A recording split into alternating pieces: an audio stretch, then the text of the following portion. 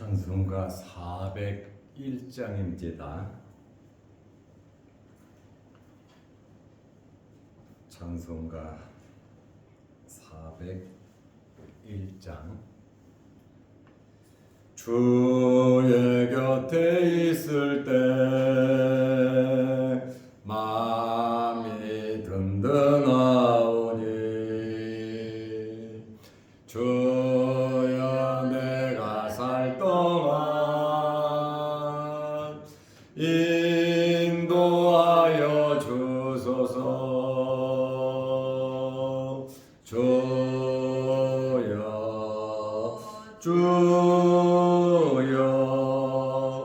나를 인도하소서. 바른 세상 살 동안 주여 인도하소서.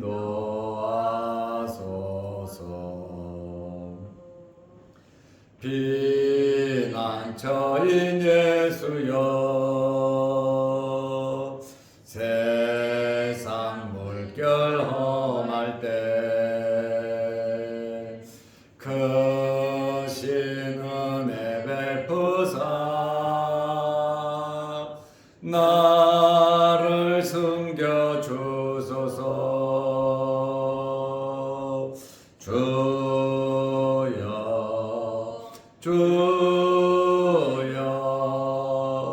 나를 인도하소서. 바른 세상 살 동안 주여 인도하소서.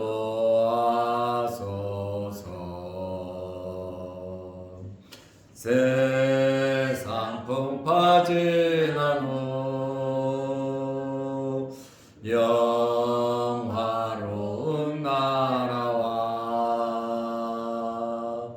눈물 없는 곳으로 들어가게 하소서.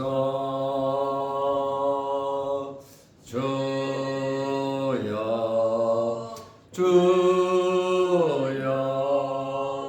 나를 인도하소서. 바른 세상 살 동안 주여 인도하소서.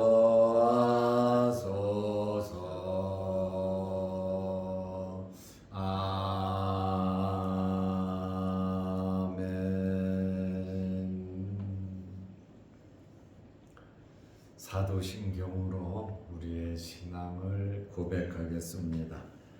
전능하사 천지를 만드신 하나님 아버지를 내가 믿사오며 그 외아들 우리 주 예수 그리스도를 믿사오니 이는 성령으로 대하사 동정녀 마리아에게 나시고 본디오 빌라도에게 고난을 받으사 십자가에 못 박혀 죽으시고 장사한 지 사흘 만에 죽은 자 가운데서 다시 살아나시며 하늘에 오르사 전능하신 하나님 우편에 앉아 계시다가 저리로서 산자와 죽은 자를 심판하러 오시리라. 성령을 믿사오며 거룩한 공예와 성도가 서로 교통하는 것과 죄를 사하여 주시는 것과 몸이 다시 사는 것과 영원히 사는 것을 믿사옵나이다. 아멘. 하나님의 말씀 사도행전 4장 13절에서 18절 말씀까지 보겠습니다. 그들이 베드로와 요한이 담대하게 말함을 보고 그들을 본래 학문 없는 범인으로 알았다가 이상히 여기며 또 전에 예수와 함께 있던 줄도 알고 또 병 나은 사람이 그들과 함께 서 있는 것을 보고 비난할 말이 없는지라 명하여 공회에서 나가라 하고 서로 의논하여 이르되 이 사람들을 어떻게 할까? 그들로 말미암아 유명한 표적 나타난 것이 예루살렘에 사는 모든 사람에게 알려졌으니 우리도 부인할 수 없는지라.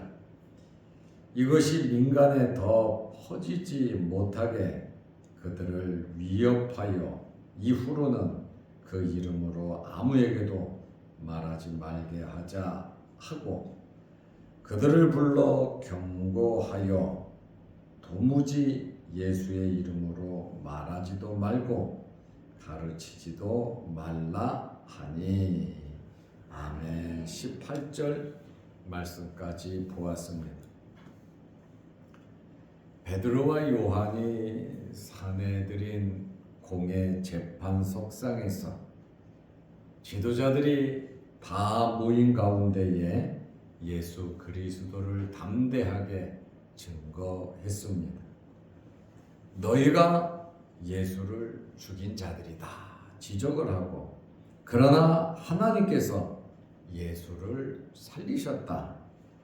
그리고 예수는 건축자의 버린 돌이지만 모퉁이의 머릿돌이 되셨다. 그리고 예수 외에는 구원이 없음을 아주 당당하게 베드로와 요한이 법정에서 진술을 했습니다. 이제 베드로와 요한이 진술한 법정 내용을 듣고 공회원들이 어떻게 평가를 했습니까? 사도행전 4장 13절 말씀에 보면 그들이 공회원들이죠. 베드로와 요한이 담대하게 말함을 보고, 여기 담대하게 말했다라는 이 말은 파르레시안이라는 단어인데 모두 남김없이 자유롭고 대담하게 말했다는 겁니다. 하나도 꿀리지 않고 남김없이 하고 싶은 말을 담대하게 다 말했다라는 그러한 말입니다. 그들을 본래 학문 없는 범인으로 알았다가, 지금 범인 취급하잖아요. 성전에서 하나님의 말씀을 전했다고, 또 고침받은 병자를 치료했다고 사람들이 너무나 많이 들으니까 이들은 베드로와 요한을 범인 취급을 했습니다. 그래서 하룻밤 감옥에 가두고 그 다음날 재판한 거 아닙니까? 이상히 여기며 또 전에 예수와 함께 있던 줄도 알고, 베드로와 요한이 담대하게 말함을 보고 이들은 이상히 여기며 놀랐습니다. 왜냐하면 이들은 학문이 없는 갈릴리 출신임을 알고 더욱 놀란 겁니다. 학문이 없는 이 말의 표현은 랍비의 전문적인 교육을 받지 못한 사람이라는 유대식 표현입니다. 학문이 없다, 랍비에게 교육을 받지 못했다, 성경에 대한 지식이 없는 평범한 그냥 고기 잡는 갈릴리 출신 사람으로 알았는데 아주 담대하게 말하는 것을 알고 이들은 깜짝 놀란 것입니다. 그리고 이들이 예수님과 함께 있었던 것도 알고 있었습니다. 그리고 더 놀라운 것은 병 나은 사람이, 평생 걸어보지 못한 사람이 함께 있었다, 그 법정에. 그러니까 그 사람도 의리 있는 사람이죠. 도망가지 않고 피하지 않고. 베드로와 요한은 감옥에 갇혔는데 자기 집으로 가지 않고 밤새 기다렸다가 재판받는 그 법정에 걷지 못한 사람 고침받은 사람이 그 옆에 서 있었다. 참 의리도 있고 놀라운 일이죠. 그래서 이 사람들은 사도행전 4장 14절 말씀에 또 병 나은 사람이 그들과 함께 서 있는 것을 보고 확실한 증거잖아요. 비난할 말이 없는지라 재판을 했잖아요. 물어봤잖아요. 그런데 담대하게 말했잖아요. 뭐 그것까지는 이해하겠는데 고침을 받은 사람이 그 옆에 딱 버티고 있으니까 이 재판관들이, 공회원들이 트집을 잡지 못한 겁니다. 반박할 증거가 없었단 말이죠. 학문 없는 범인 줄 알았는데 담대히 말하죠. 예수님과 함께했던 제자인 것을 알았죠. 병 나은 사람이 함께 있다 보니까 반박할 증거가 없었습니다. 병 나은 확실한 증거가 있으므로 어찌할 수가 없었습니다. 공회원들이 어떻게 보면 궁지에 몰린 거예요. 확실하게 범인으로 잡아서 감옥에 보내거나 아니면 고문을 하거나 협박을 하거나 어떤 액션을 취할 것인데 어떻게 할 수가 없는 거예요.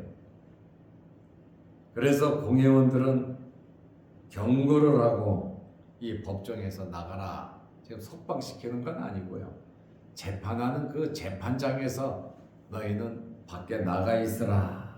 이렇게 하고 사도행전 4장 15절 말씀에 보니까 명하여 공회에서 나가라 하고 서로 의논하여 이르되 도대체 어떻게 해야 되냐 이거예요. 해결 방법이 없는데 이거 어떻게 해야 되냐. 일단 재판하고 신문하는 장소인 공회에서 나가라. 고석거리를 찾지 못한 겁니다. 자기들끼리 지금 이야기를 하겠다는 겁니다. 그리고 병자를 고친 이 표적이 이미 예루살렘에 온통 퍼져 있었다. 그 말입니다. 사도행전 4장 16절에 이 사람들을 어떻게 할까? 지금 베드로와 요한을 잡아왔잖아. 하룻밤 감옥에서 지내게 했고 그리고 아침에 지금 재판을 했는데 아주 기가 죽지 않고 성령으로 충만해서 말을 하니까 이 사람들을 어떻게 할까? 지금 이스라엘의 최고 재판기관인 산헤드린 공회에서도 지금 아주 황당하게 생각을 하고 있는 겁니다. 그들로 말미암아 유명한 표적이 나타난 것이 예루살렘에 사는 모든 사람에게 알려졌으니 우리도 부인할 수 없는지라. 확실한 증거 때문에 어떻게 할 수가 꼼수를 부릴 수도 없다는 거죠. 그래서 이들의 결론은 뭐냐?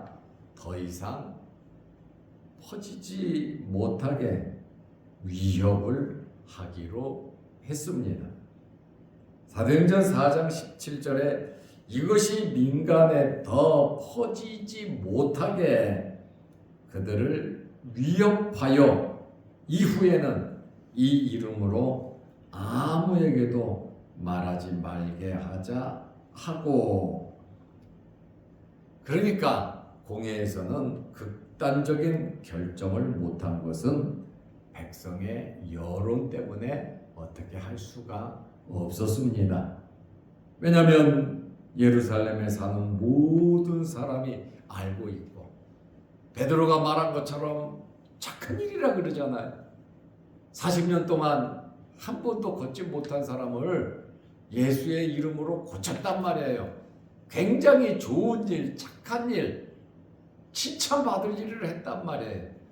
그런데 그 사람을 고쳐줬다고 감옥에 집어넣고 고문을 하고 재판을 하는 것이 합당하지 않지요. 그래서 이들은 위협해서 놓아주자. 어쩔 수 없다. 그리고 위협하는 두 가지 조건을 말했는데 그것이 4장 18절입니다. 그들을 불러 경고하여 공회에서 나가라 했다가 자기들끼리 의논하고 다시 불렀단 말이죠. 그리고 경고하여 도무지 예수의 이름으로 말하지도 말고 가르치지도 말라 하니 두 가지 조건을 제시했습니다. 그것도 경고하면서 위협하면서 겁주면서 이야기했습니다. 첫째는 예수의 이름으로 아무 말도 하지 말라. 나사렛 예수의 이름에 능력이 있고 권세가 있으니까 예수의 이름으로 기적 베풀지 말라는 겁니다. 그리고 둘째로는 가르치지도 말라. 예수를 가르치지 말라. 사도들의 사명이 뭡니까? 우리는 예수의 부활을 증거하는 사명이 있다 그랬고, 또 가룟 유다 대신 한 사람을 뽑았는데 한 사람을 보충해서 우리는 이 일의 증인이다. 예수 그리스도를 전하는 사명이 제자들의 사명이거든요. 근데 예수를 가르치지 말라, 전파하지 말라 이렇게 요구를 했습니다. 오늘 이 산헤드린 공회의 재판관들, 대제사장들이고 그 다음에 장로들이고 그 다음에 서기관들이잖아요. 다 종교 지도자잖아요. 하나님을 믿는 사람이잖아요. 예수 그리스도는 하나님의 아들이잖아요. 메시아잖아요. 그런데 이 사람들이 영적으로 눈이 어두워지고 교권에 사로잡혀 있다 보니까 하나님을 두려워하지 않고 겁없이 자기들 마음대로 말을 하고 있습니다. 이러한 모습을 보면서 타락한 종교의 지도자들인 것을 우리는 발견하게 됩니다. 오늘 이 본문의 말씀을 보면서 제자들이 담대하게 말을 했다. 꿀리지 않고 성령에 충만해서 담대하게 말하는 이러한 용기가 어디에서 났겠습니까? 성령의 충만함을 받아서 그렇습니다. 너희는 술 취하지 말고 성령의 충만함을 받으라 그랬잖아요. 여러분들에게 날마다 성령의 충만함이 있으시기를 바랍니다. 그리고 이 세상에서 기죽지 말고 우리 환경이 어떠하든지 담대하게 살아가시기를 바랍니다. 예수를 전하다가 베드로와 요한이 붙잡혀서 설교도 다 마치지 못하고 붙잡혀서 감옥에 갇혔어요. 그리고 그 다음날 위압적인 자세로, 고압적인 자세로 재판이 있었습니다. 그 재판 속에서도 베드로와 요한은 담대하게 예수 그리스도를 증거했습니다. 그러므로 우리는 성령의 지혜를 받고 세상에서 담대하게 정말 기죽지 말고 하나님의 자녀의 권세를 가지고 살아가시기를 바랍니다. 기도하겠습니다. 하나님 아버지, 재판을 받은 두 제자의 놀라운 반응을 우리는 보게 됩니다.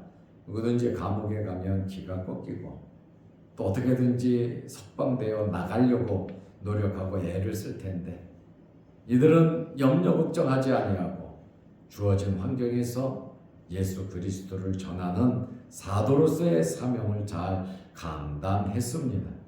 우리도 세상에서 살아가고 있지만 예수님의 제자들이 성령의 충만함으로 지혜를 받아 강하고 담대하게 살아갔던 것처럼 우리 또한 성령의 충만함으로 하나님의 자녀로서의 삶을 살아가게 하여 주옵소서.